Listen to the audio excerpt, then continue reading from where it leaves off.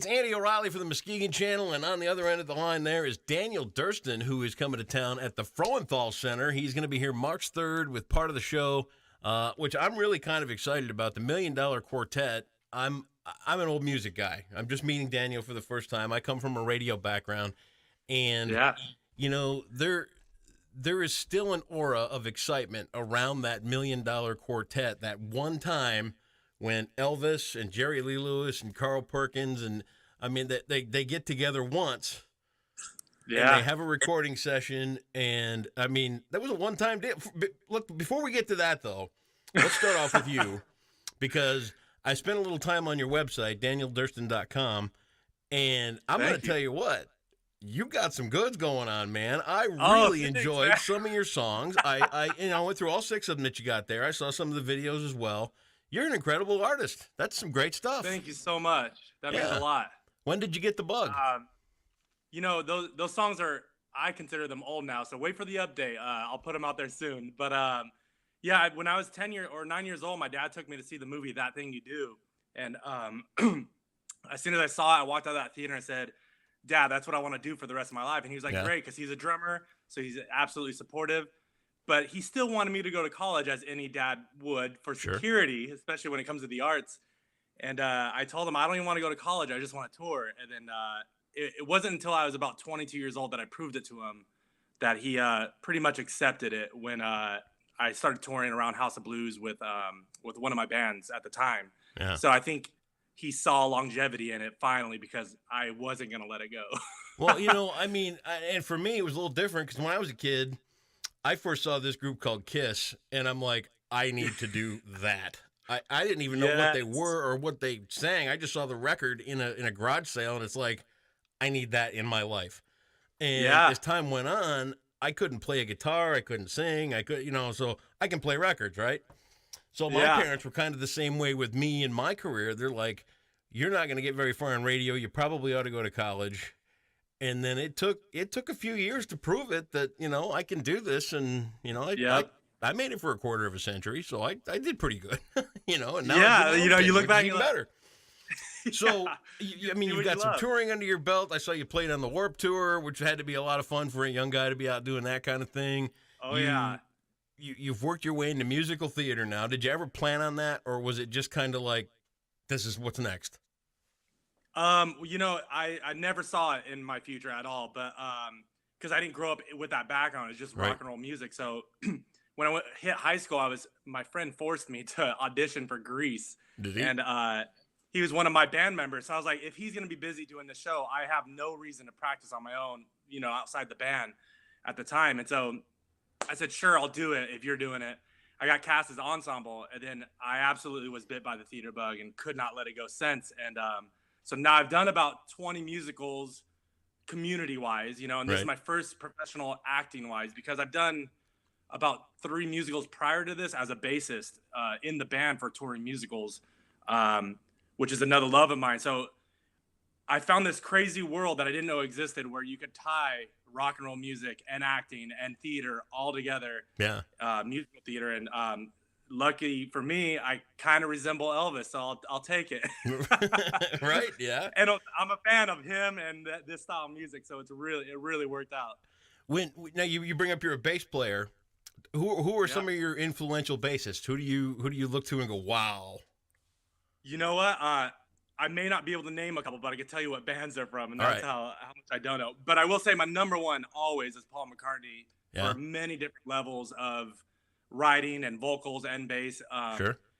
But one of my favorite, James Jamerson, is absolutely out of this world, and the bassist from Rush. Can you tell me his name? Geddy Lee. There you go. That's right.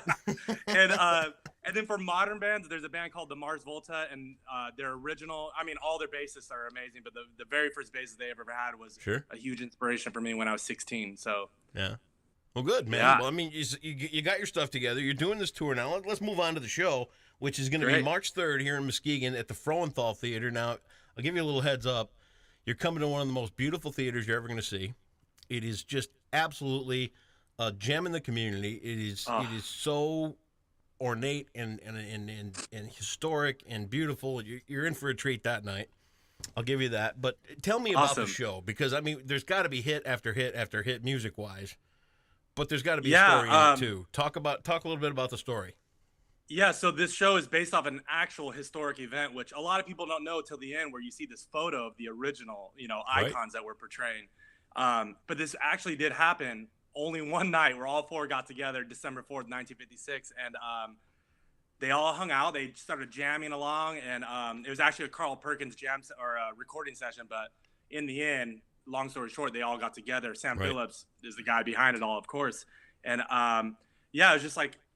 What's amazing is there's one guy who actually pressed record in that studio, which was illegal at the time because Elvis was on RCA. Really? And it wasn't until after Sam died and, all the legal stuff had to settle to where they could release this.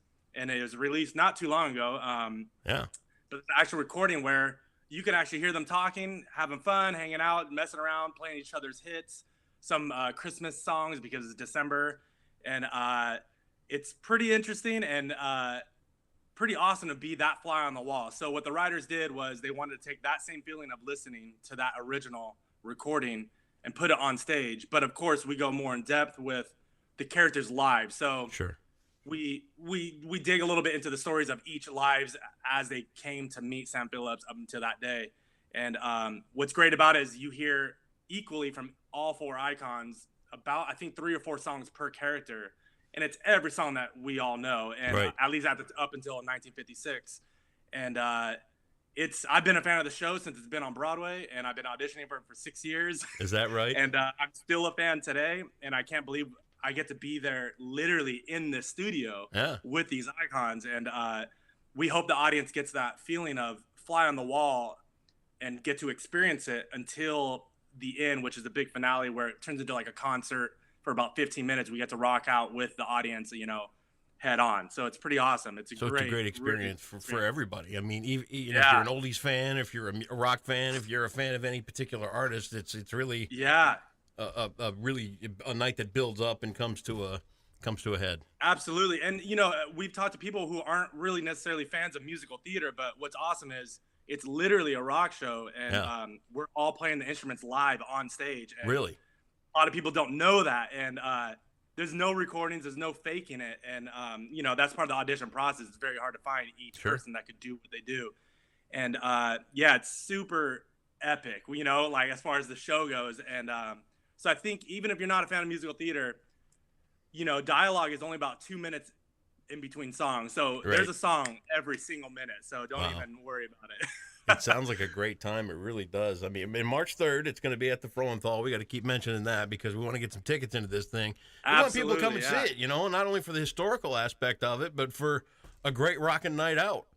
People are going to have a great time and get to learn a little history and get to see some pretty cool let's go back to the beginning a little bit, too. We talked about when we were kids, how we got exposed to that elemental part of our younger days. Yours was that thing you do, and mine was running into that Kiss album in a garage sale, and it's like, I don't know what this is, but I got to figure it out. Yep. It's so important that kids get exposed to art and music and all that other kind of stuff at a young age. So this would be it's a family friendly show. People can bring the kids and all that.